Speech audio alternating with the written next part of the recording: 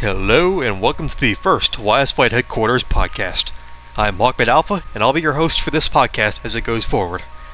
This series is meant to be a modernized reboot of the YS Pilots podcast in which you look, in a generalized way, at what's happening in the YSFlight Headquarters community. Today is April 1st, 2023, and we'll be doing a review over the last month. First off, let's have a look at this past month's new members on the HQ forum. And forgive me in advance for possibly butchering pronunciation for some of these. We have Megalith9, Yuichi, Coco AK, Abime75, JK25, Discod, not Discord, Discod, Gum1 Cypher, Ferdy, Rush _, Billy Johnson, Yosemite 454, and Laydown _81. This month saw the release of the latest version of HQP GAC on the 22nd of March. This is the pack known for its wide collection of low to mid-detail aircraft models following the bird farm standard. And along with patching glitches out of existing aircraft in the pack, this new update brings 12 new models into the collection, with a mix of work by Decaf, Ultraviolet, and Tiger Shark. Also released in this past week was the Sacheon Airshow map, made by Scott Jr. and edited by Hornet. This map is said to be the staging ground for the upcoming Sacheon Airfest, hosted by my organization, VCAP Aeromatics. It is the second map to be launched for airshow use by VCAP, following our previous use of Helgoland in January.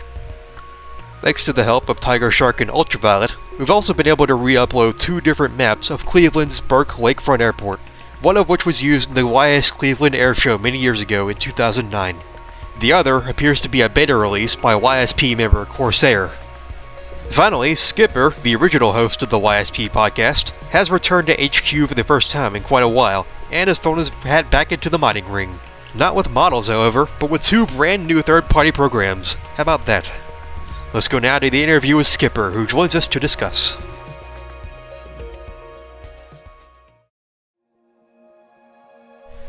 Alright, I'm joined now by one of the veterans of YSFlight's golden age, Skipper. And how are you doing on this early Saturday morning? I am tired and recovering from, I don't know, the flu or possibly COVID. I have no idea, but I'm still pretty rough. Well, good to be doing better, but... I'm still in there, that's good. Yeah, what do you do? What else are you supposed to do? I mean... Well... Sorry? I'm saying, what else can you do but just bear with it? Indeed. Well, I'm guessing it must feel a little odd to be on the other side of the podcast this time. Indeed, yeah. It was, I think it was 2 years I ran it for YSP back in 2007, 2008, I think it must have been. Well, the only episodes I was able to find went up to, like, mid-2007, but that was it. Was it only that? Okay, it was a while ago, so I can't remember much then. Anyway, before we get into the main topic at hand, I have to ask you personally. Now, you recently came back for the first time in quite a while. In fact, the last time I remember seeing you on HQ was all the way back in 2013. Coming up on 10 years ago now. Jeez. So, yeah, if you don't... I think I dropped by briefly then. I can't remember if I posted anything or not. And then took a bit of a break again and just came back recently. Yeah, so if you don't mind me asking, what convinced you to come back this time? So my son, my eldest, is 6 now, and he's getting really interested in airplanes. So I'm trying to sort of get him into YSFlight and teach him how to fly a bit and get him into that. So that kind of got me back into YS, and I thought, I'll link up with the community again, see how everyone's doing. So yeah, that's kind of why I'm back. Yeah, it's real nice. So, as we touched on in the podcast already, you have a couple of new programming projects in the work for YS. Now let's focus on the one that already has a release, QRadar. I tried it out during F&F earlier, and even in its first version, it's already a really nice program. So, beyond improving on what's already built, do you have any more features in mind for QRadar? For the radar itself, not so much. I mean, I just want to get it sort of polished and working. You know, there was a few issues that came out of yesterday that DCAP's passed over. But I mean, apart from that, I mean, it's Yeah, I mean, I'll probably take some user requests, I think, after I've properly released it and polished it off a little bit. But other than that, you would say it's mostly complete now? Apart, yeah, well, apart from functionality-wise, yes. I think apart there's a few from sort of issues with it. apart from fixing bugs. Yeah, yeah. I mean, I'd like to get some tools in there where you can sort of add waypoints and add lines and stuff from the app rather than having to export it as a GeoJSON and then import it back in again. So it'd be nice to have some sort of editing facility within it, and maybe being able to get elevation grids from the scenery. But those are the sort of minor little things I'd like to add in. But apart from that, I mean, yeah, I just wanted to get it working. To be honest, I'm quite surprised I got this far. You can call those other things stretch goals. Yeah, yeah. But what applications do you see QRadar having in this community? Like, could it be put to use in events and such?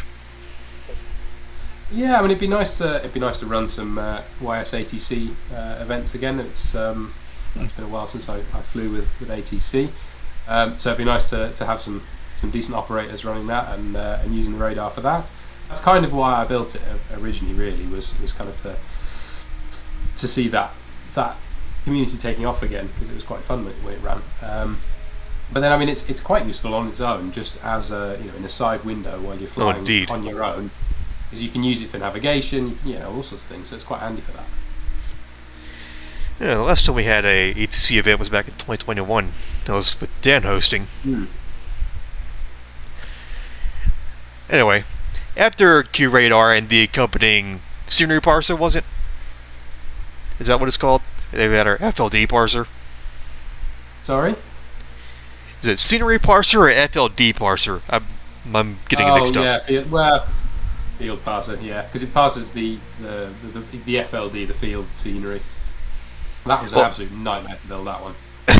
Yeah, I was reading the thread earlier. It sounded like torture. It took me about a week and a half just to get that working. It was a nightmare. Yeah, and then yesterday, Decaf pointed out that it doesn't work if you've got child scenery that's saved in a different file.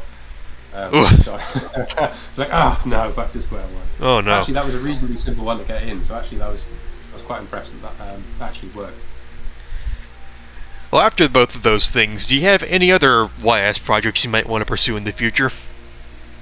I mean, there's a few other sort of scenery-related things. So, my career now is in something called GIS, Geographic Information Systems, which is mapping. So I'm hopeful that some of my sort of mapping tools and mapping skills can come across into YS. I mean, they're not really about making pretty maps for flying; they're about making sort of analytical maps. But potentially, I can use some of the tools like there's a program called QGIS, which is like an open source geographic information systems tool for making maps. And there's all sorts of data. There's like OpenStreetMap, Google Satellite, all that kind of stuff. Whether we can bring some of that data into YSFlight and into Scenery Editor. So I'm sort of making some little Python scripts and stuff that can take information from QGIS and put it into a format that Scenery Editor and YSFlight can deal with, like FLDs and PIC2s and what's the other one? TERs, terrains, all of those sorts of things. I've had some success. So yesterday I posted some pictures of getting SRTM, which is sort of a shuttle. When they had the space shuttles up and flying, one of their missions was they went all the way around the world, mapping sort of every 20 meters or something like that of the Earth's surface, and giving us a global terrain model of the whole planet. It was kind of taking sections of that and trying to figure out the best way of getting that information into YSFlight. So I've kind of got a reasonable, I've got a script now that'll do it, which is quite cool because you can kind of get live actual data into YSFlight.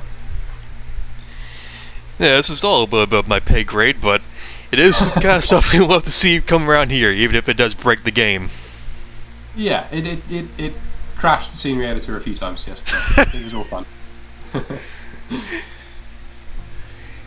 Anyway, you have anything else you want to say in this episode? No, I mean it's good to be back, and it's nice to be back within the community, and it'd be nice to see a bit more life in the community again. It's a few steps from where it was back in the early 2000s, but it'd be nice to see it back on its feet and up and as big as it was. That'd be awesome.